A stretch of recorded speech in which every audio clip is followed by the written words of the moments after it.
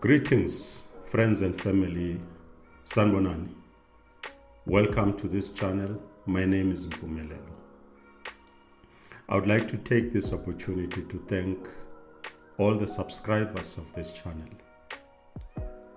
It means a great deal to think about the fact that you take a moment, you suspend whatever you do and listen to this message. It means a lot. Thank you very much for your continued support. And to those who have not subscribed to this channel, but they continue to listen, please consider to subscribe. Surely something is drawing you into tuning into this channel. So why don't you become part of this family? And subscribe, like, share, and hit the notification bell so that you are notified of the content that is uploaded. Today's topic, if you wish, you can say it is a bit controversial, but it is not.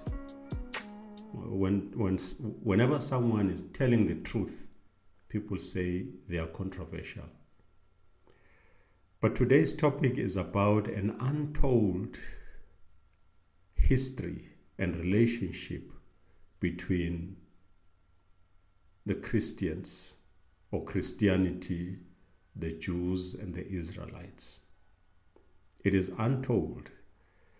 In fact, the history that we are told is a little bit skewed.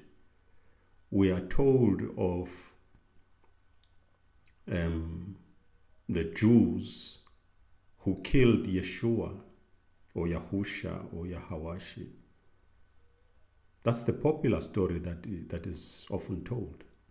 The Jews killed Yahusha, Yahawashi, or Yehoshua.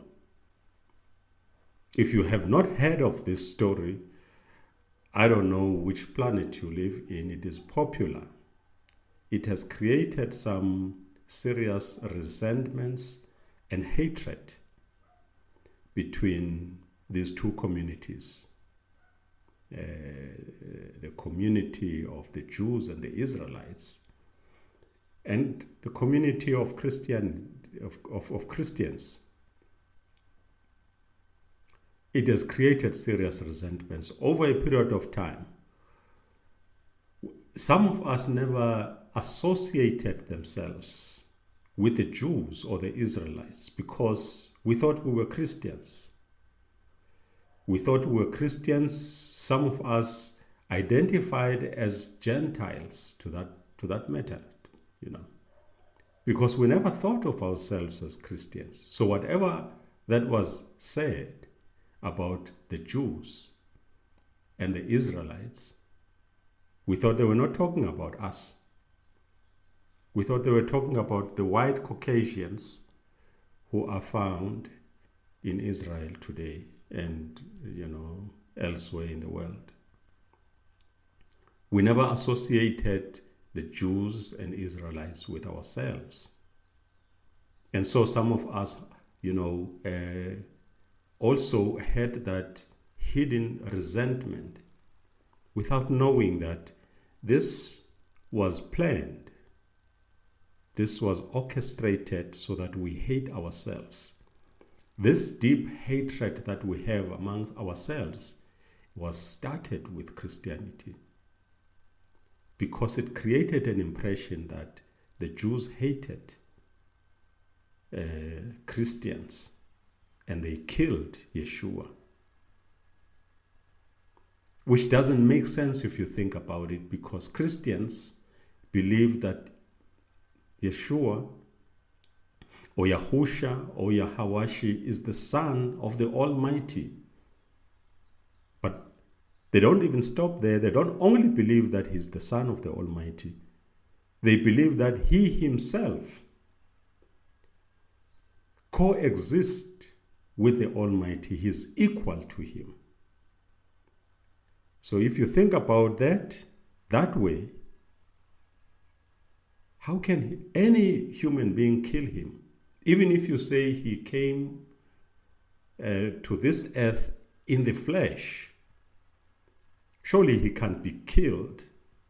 The Almighty cannot be killed by his creation. It is senseless, doesn't make sense. He cannot be killed by his creation. He created us. Because in the book of John, 1 John tells us that he was there in the beginning. Everything was created through him. And elsewhere, he himself, in his teachings, he says, before Abraham, I am. How can he be killed if he is the creator? But we were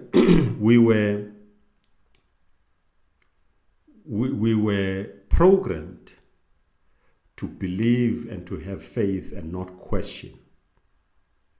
So we believed all these things without questioning them. So that things that don't make sense, we took them for granted, we believed, and in some instances, when we see these contradictions and these things that makes us feel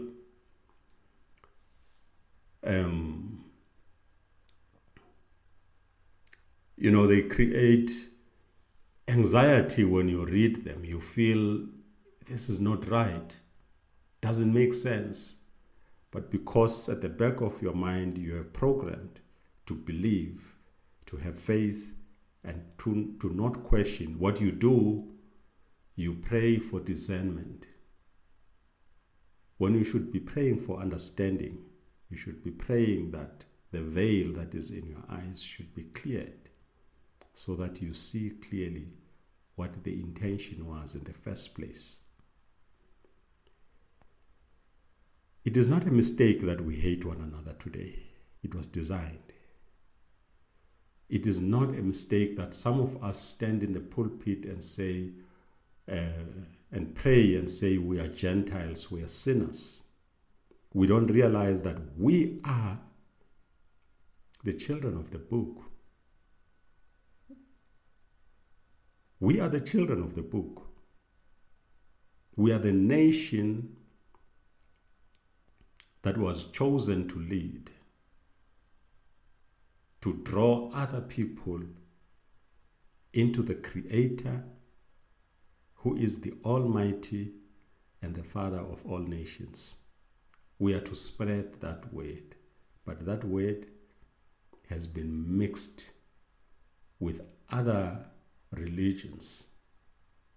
It has been fused and confused with other belief systems. And so we are part of that confusion now. If you look at the entire New Testament, it is hostile towards the Jews. But when you read it, not realizing that you are a Jew, you don't see the intention of the New Testament. It is hostile towards the Jews. There's a story of a man who was beaten and left to die on the side of the road. He is not saved by a priest who walks past that man as if he didn't see him. He is not saved and cared for by a Levite who also looks at him and just walks past. But he is saved by a good Samaritan who is not a Jew. So a Jew, a Levite, a priest who walks past that man, people who are supposed to have compassion, they just walk past that man and leave him to die. But a stranger who is not a Jew, who is not an Israelite, saves the life of that helpless man. When you read it with the mind of being a Gentile, you see the Jews as bad people. You don't see what is at play. the story about a centurion who have faith in Yeshua, compared to the Pharisees and the scribes and the Sadducees, who did not believe in the things that Yeshua was doing. These Pharisees were Jews, our forefathers, whom we are told were corrupt. They might have been corrupt. It doesn't remove the fact that they are your forefathers. But they are portrayed as people who were heartless, who were willing to kill. So the entire gospel, the message there is that the Jews did not believe. Those who believed, for instance, even the Jews who followed Yeshua, except for his disciples did not even understand what he was doing. They were just following him. They had no clue. I mean, throughout the Gospels, none of them understood his mission.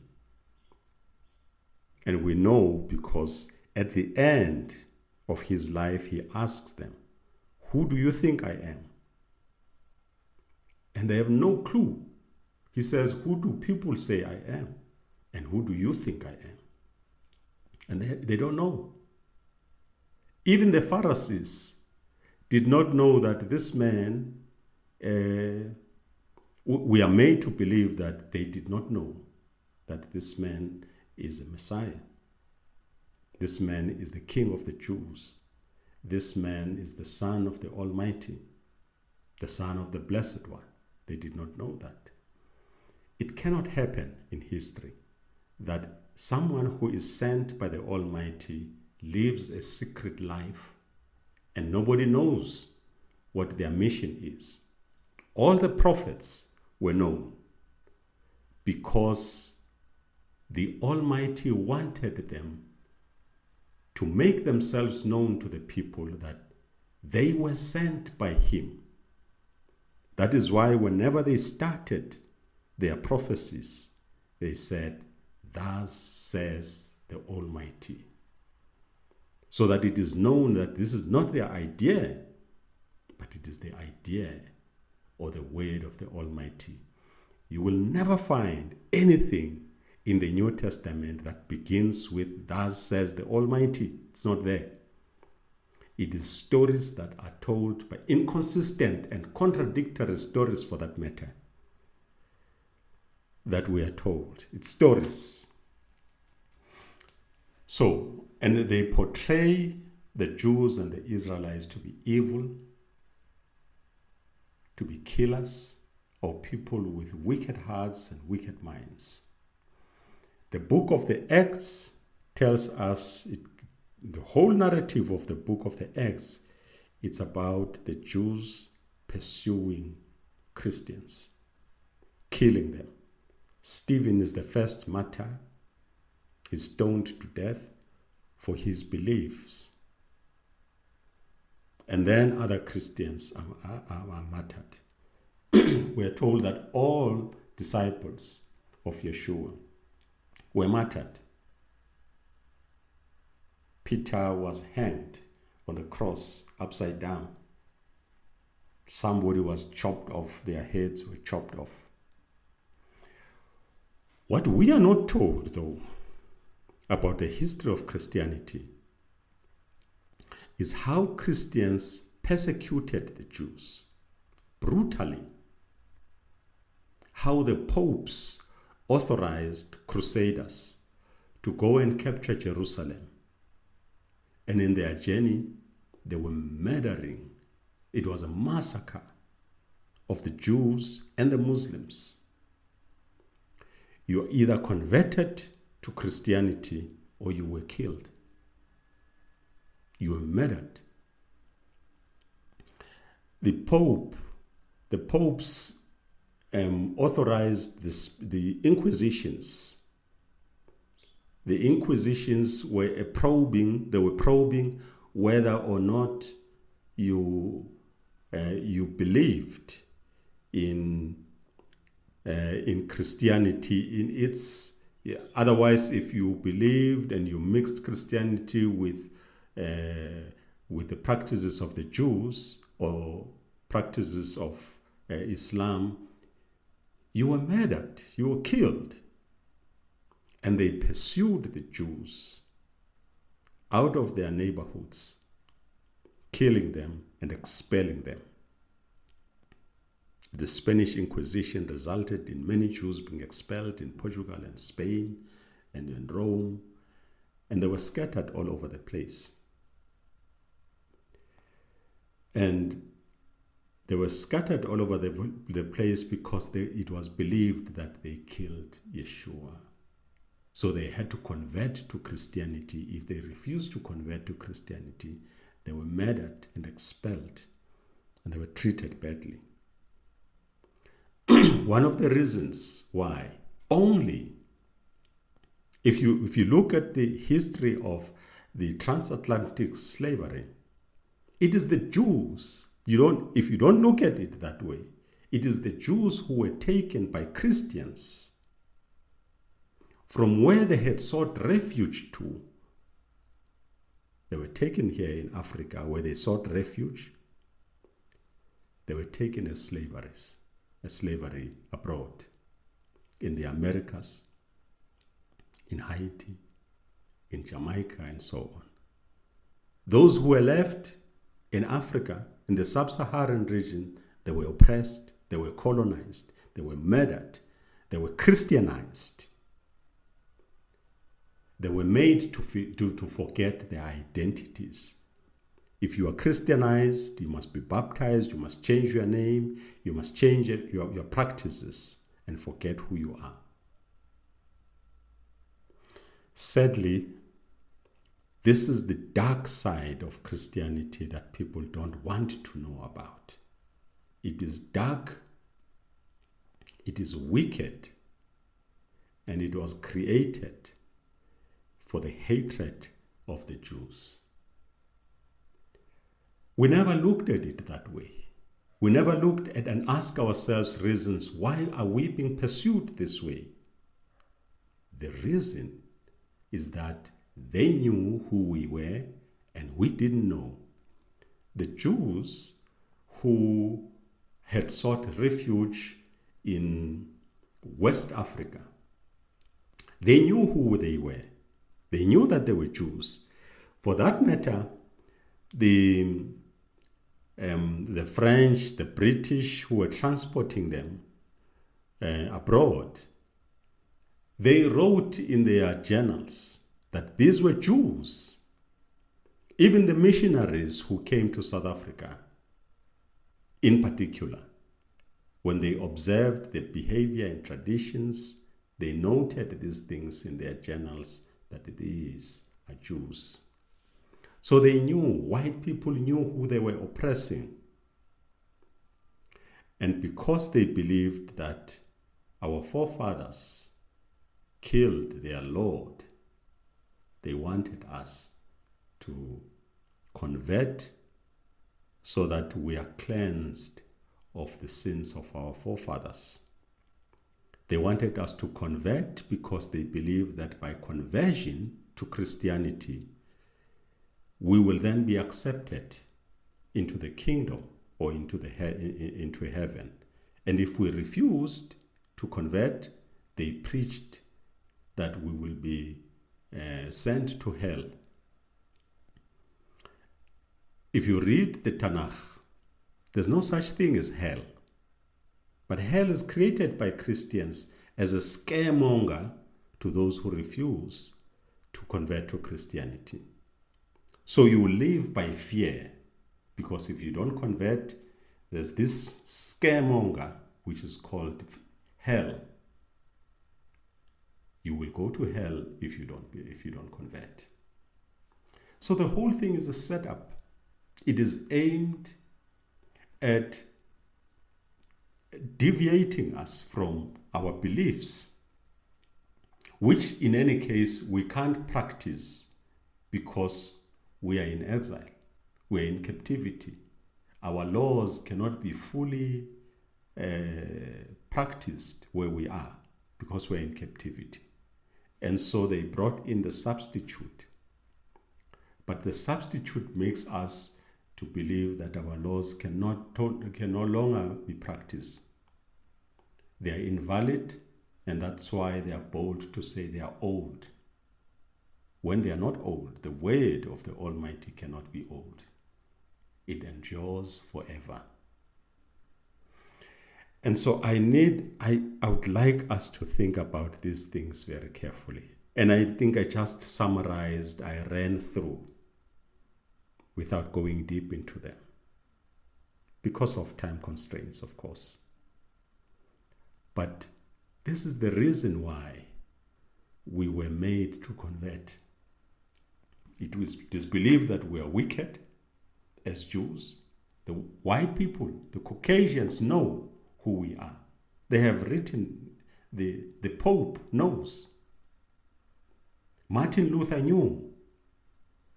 And the early Lutherans, they knew. Those who came with missionaries to convert us to Christianity, they knew who we were. They believed we were wicked people who needed to be Christianized. And so they did what they did because they think it is approved by the Almighty. Oppression and the killings that they conducted. They thought they were okay because we did wicked things. Think about it, as bitter, as bad as it sounds. Let us reflect. Let us reflect on these things. I would like to hear your opinions. If something is built on corruption, if something is built on hatred, can that thing be good? Can it be good? If something is built out of lies, out of hatred, out of wickedness, can it be good?